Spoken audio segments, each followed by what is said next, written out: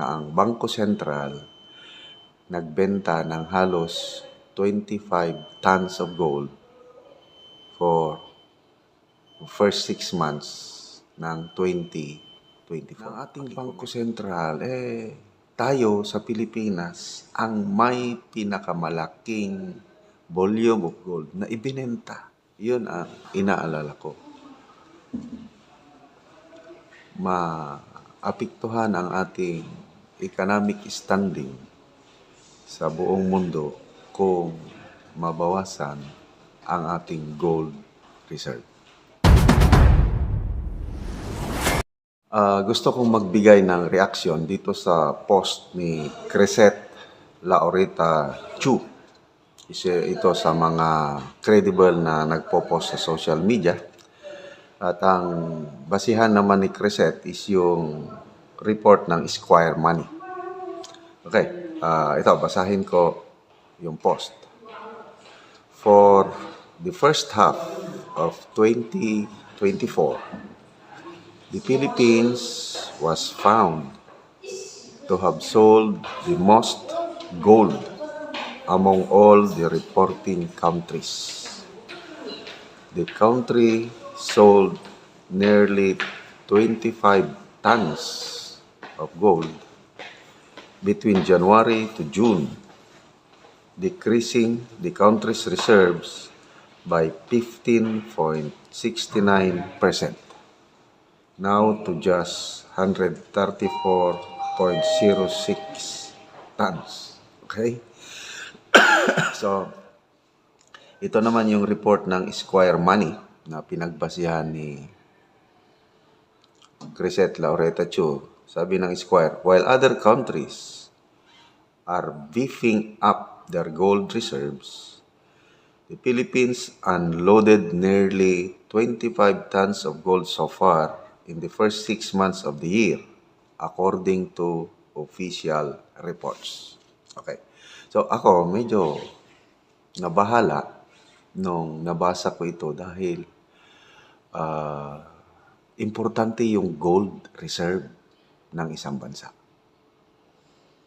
So, ang una kong ginawa is nag-search muna ko kung confirm ba itong balitang ito. So, sinearch ko sa Google. Wala naman akong ibang makitang balita tungkol dito. So, to me, question mark pa ito kung totoo ba o hindi. Paki-comment naman kung may nabasa kayong ganitong report na ang Bangko Sentral nagbenta ng halos 25 tons of gold for first 6 months ng 2024. Paki-comment ko, no? So, I hope this is not true. Okay? Sana hindi totoo. Okay. Kung totoo naman, ano ang implikasyon nito? What does it mean? Kung totoo, na ang ating Bangko Sentral, tayo sa Pilipinas, ang may pinakamalaking volume of gold na ibinenta.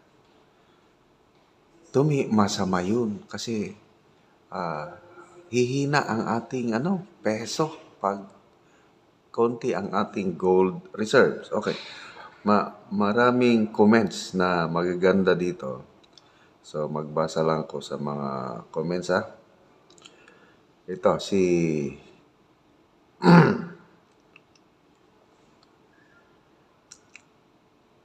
Okay, si Harvey Mendeja. Sabi niya, selling a large amount of gold could be seen a sign of economic weakness, which could affect international credit ratings. Yun ang inaalala ko. Maapektuhan ang ating economic standing sa buong mundo kung mabawasan ang ating gold reserve. Okay? So, ano pa? Tama, sabi ni Jelay Makalan Luzada. Sad to say, next to that, tax increase na. So, may mga nabasa pa kong magagandang ano. Whatever happens to the Philippines, sabi ni Ken, we all deserve it because we allowed it. If we deplete our gold reserve with our cash not backed by gold, sooner or later, a loaf bread will cost 1,000 pesos. Hihina ang ating peso kung mabawasan ang ating gold reserve. Yun ang delikado. Ito ang mga posibleng dahilan. Okay, maganda ito kay Oliver Rezon Ruelo. Bakit? Kung totoo ulitin ko, hindi ko na-confirm sa other sources kung totoo ba. So, ang mga posibleng dahilan, number one, it's an economic strategy. The sale addresses immediate economic needs such as funding infrastructure or stabilizing the economy. Correct, I agree this. Baka may pupunduhan ng mga proyekto kasi maraming mga proyekto na with unprogrammed funds. Baka naubos na sa kaayuda ang ating mga pondo kaya nagbebenta. Okay? Diversification, isang rason.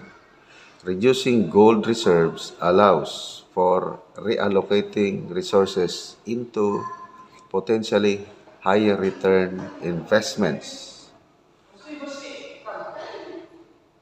Baka i-invest sa ibang proyekto. Pwede. Market conditions, isang dahilan.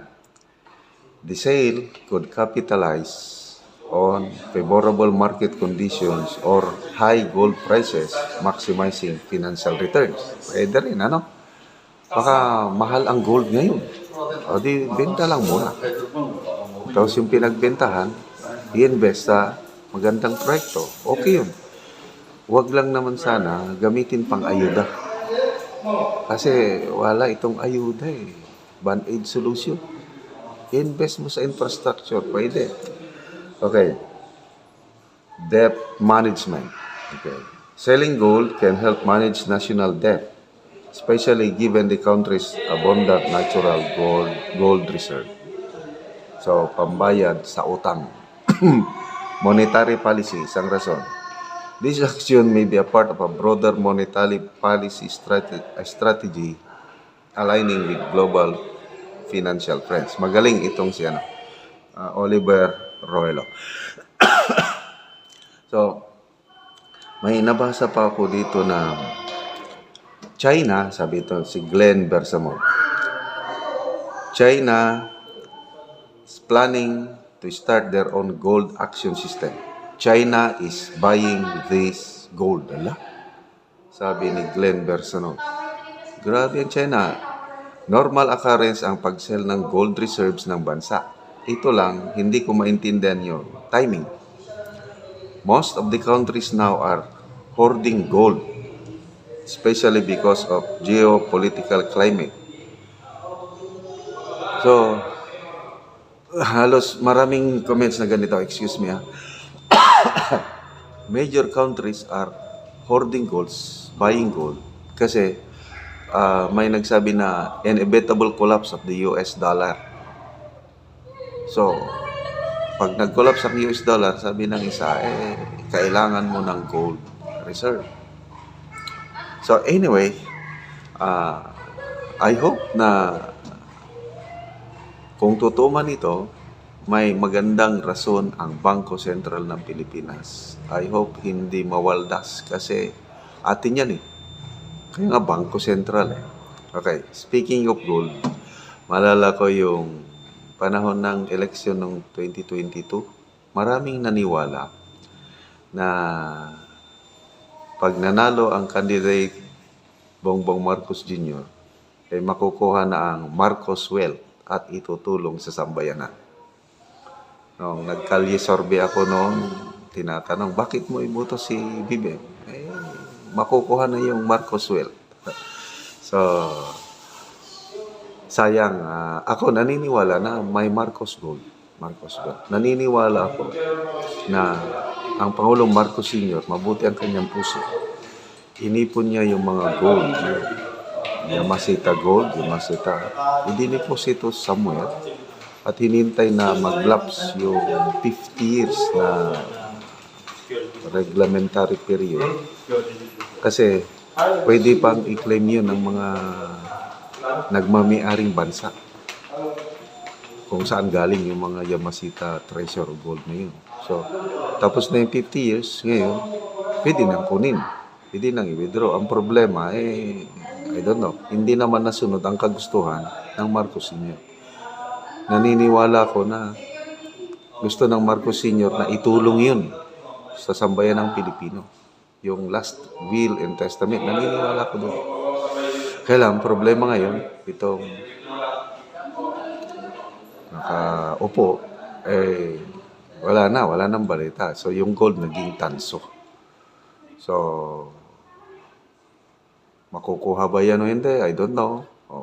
Sana,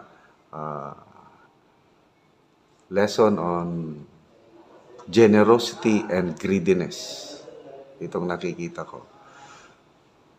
May tao na bukal ang puso, hindi mag-hoard ng kayamanan, share ng share. Meron ding mga tao na gusto kanila lang. That's greediness. Greediness is a form of idolatry. Bantayan po natin yan.